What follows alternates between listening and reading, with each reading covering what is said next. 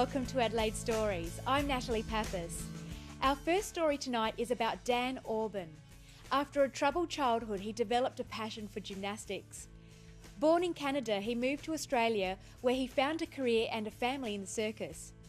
He is now the artistic director of Cirkids, a company providing circus training and skills for people of all ages. Let's hear Dan's story.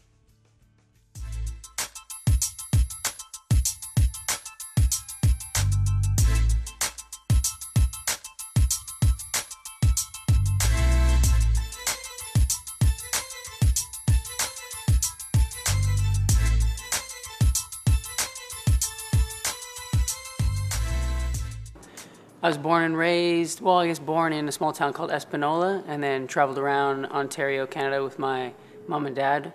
My mom Patricia, my dad Richard, for quite a few years. And then my younger brother Chris was born. He's 3 years younger than me. Christopher Ryan Aubin. And then we settled in a small town of about 3,000 people called Parry Sound, and that's where I was raised.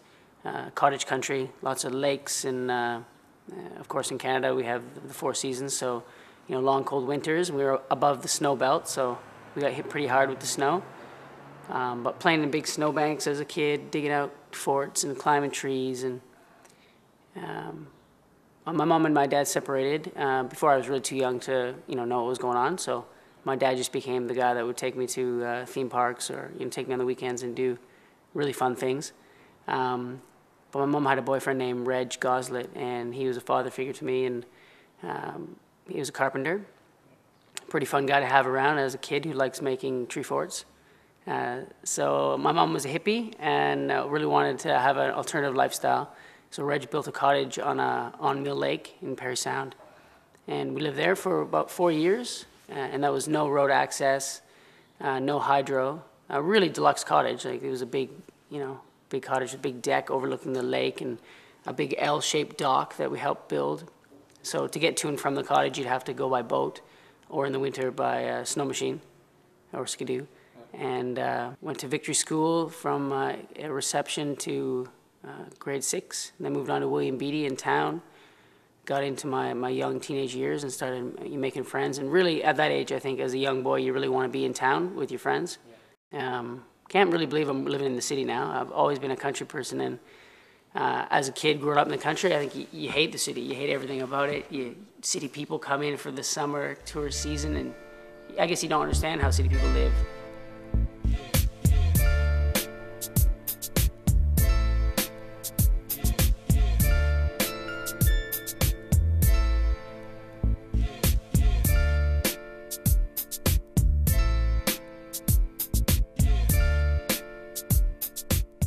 Yeah, we living in Parry Sound, you don't have all the opportunities in that as you do in the city.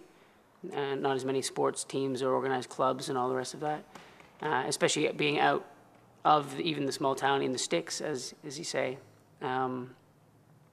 So yeah, as a young man, I started getting involved in fighting a lot, stealing.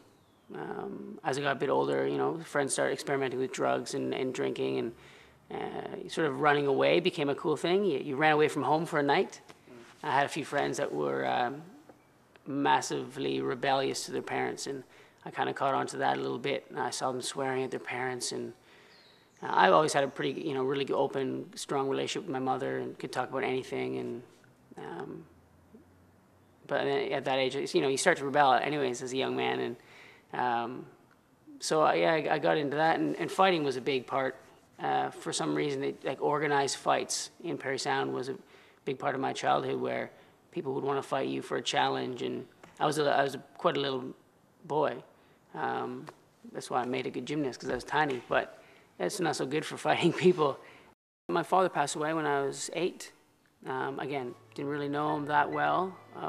Wasn't too terribly sad, and that was probably the saddest thing for me, is that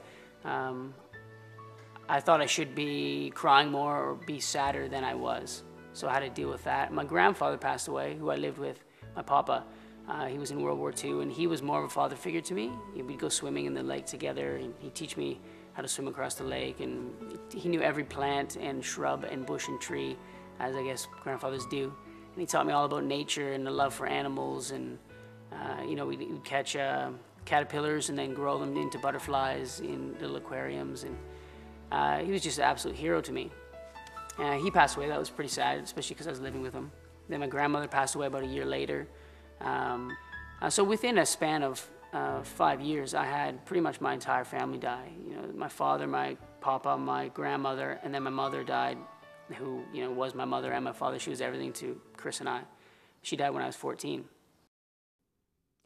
After the death of Dan's parents, he moved in with his aunt. She enrolled him in a gymnastics adventure camp where he built up his skills and decided to start his career. Yeah, I kind of put gymnastics as like the savior, or the thing that brought me out of where it could have gone very different.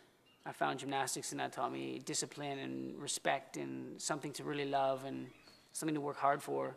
And after I started doing gym, everything got better. You know, where before I wasn't paying attention to school, I was in a general stream. We had basic, general, and advanced. I was in a general stream schooling. You know, smart kid, but not putting any effort in, not doing any homework. This would be year 10 in Parry Sound. So I started year 11 in Toronto. My aunt put me into advanced. She made me do homework. You know, and if I wanted to continue gymnastics, I had to get my homework done, you know, before bed every night. It was quite a little disciplined regime.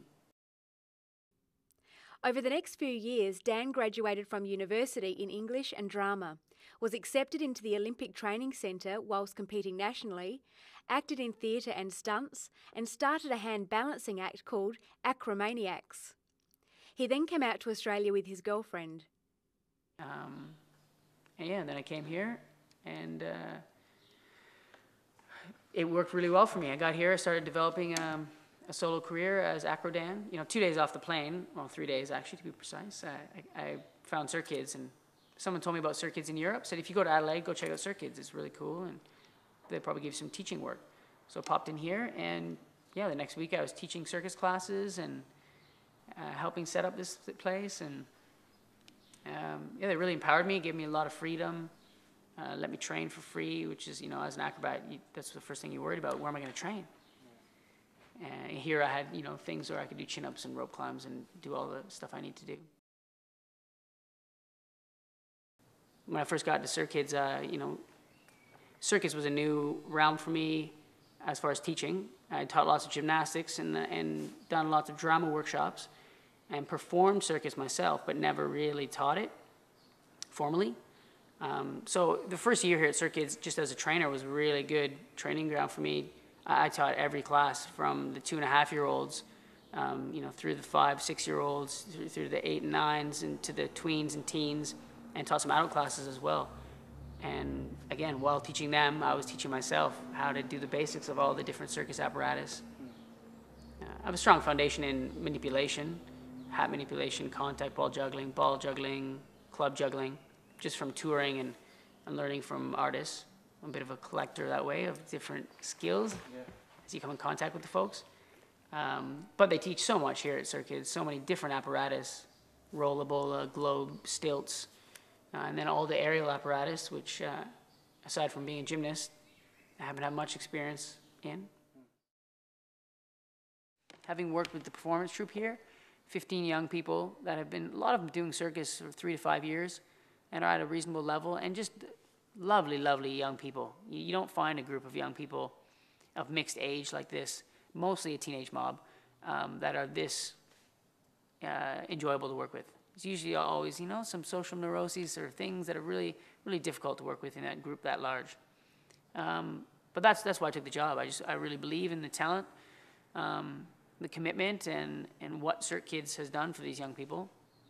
And I think we really have something strong going now. We just created my first work with Sir Kids as a director called Connected, and it's exploring modern culture, young people's connection to each other, and to new technology. We're in the theater now. This is what we practice for. This is why we train so hard, and so we're here for a week.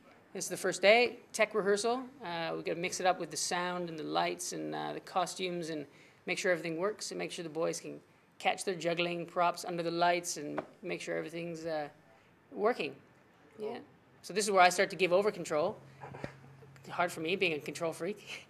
and let the artist take control of the show and let the stage manager do their thing and let the magic come alive.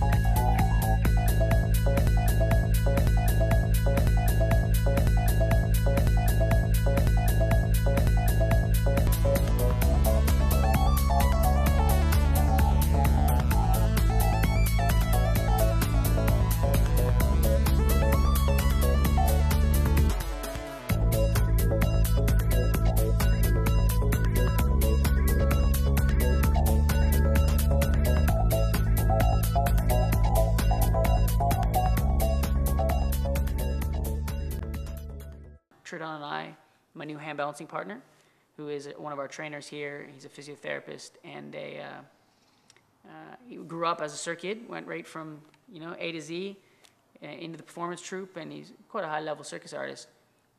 We work together now as hand-to-hand. We train a hand balancing act. We performed in the community a little bit, done a few corporate events and that, but hope with the Fringe in the summer coming up now to kick it into the next gear. Our skills are quite high. We trained together maybe 5 times, and we had an act, and we went, wow, this is great. He's been basing his whole life. I've been flying my whole life. It was perfect. And he's a physiotherapist, so he's really aware of the physical preparation and body alignment you need for high-level acrobatics. So it's great to work with. That's going well. I developed Acrodan my first year. I got it from Acromaniacs. I thought, okay, I'm going to do some solo stuff. I do hat manipulation, contact juggling, and handstand on handstand canes or statives. Yeah, and it's a comedy acrobatic show, and I've got that out for, taking it out for, about 10 test spins. Got it up just to the level where I was ready to tour it. I had some promotional material and everything, and then I got this job. So it's kind of on the back burner a bit, but I still keep training up the skills, and it's a 3-year contract here, and I don't think you can really make an effect on a company like this in less than that. So I'm really going to put all my energy, my primary focus into that, and just try and maintain my training, which I have, have been doing. And then after that, hopefully I'll have some left in me to do a little bit more touring, and I feel like I'm not quite done yet. Really like to explore clown and comedy a little bit more. Yeah. So that's what we're up to now.